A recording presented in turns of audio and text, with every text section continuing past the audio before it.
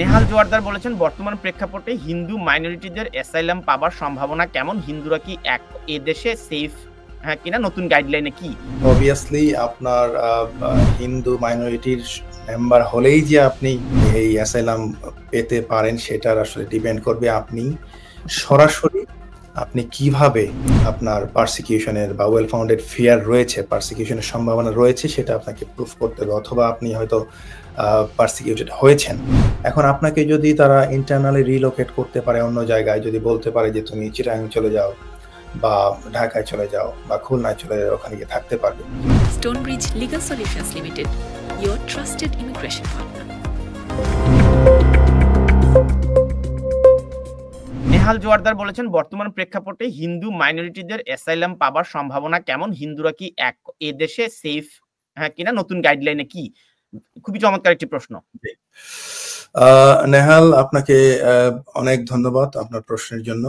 আপনি যে বিষয়টা বলেছেন যে হিন্দু মাইনরিটিদের অ্যাসাইলাম পাওয়ার সম্ভাবনা কেমন, ওয়েল অবভিয়াসলি আমরা আজকে যে বিষয়টা আলোচনা করছি সেটা হচ্ছে পলিটিক্যাল গাইডলাইন্স এর উপরে, বাট অবভিয়াসলি আপনার হিন্দু মাইনরিটির মেম্বার হলেই যে আপনি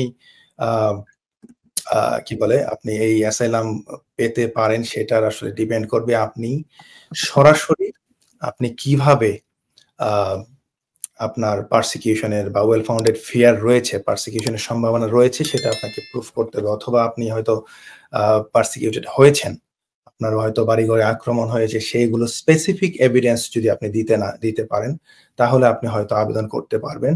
এবং এই সম্ভাবনা রয়েছে কিনা সেটার ক্ষেত্রে আসলে তারা অনেকগুলো অ্যাসেসমেন্টের ক্রাইটেরিয়াটা আমরা বিবেচনা করব, এটা মোটামুটি অলমোস্ট সেম। তো এটা ডিপেন্ড করবে আপনার ইন্ডিভিজুয়াল অ্যাসেসমেন্ট যখন করবে আপনার অবস্থান কেমন।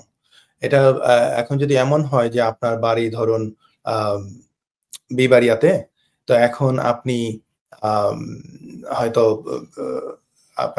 আপনার যে লোকাল এলাকায় হয়তো আপনার সমস্যা রয়েছে, এখন আপনাকে যদি তারা ইন্টারনালি রিলোকেট করতে পারে অন্য জায়গায়, যদি বলতে পারে যে তুমি চিটাগাং চলে যাও বা ঢাকায় চলে যাও বা খুলনায় চলে যাও, ওখানে গিয়ে থাকতে পারবে সেফলি, হয়তো ওখানে তোমাকে চিনবে না কেউ।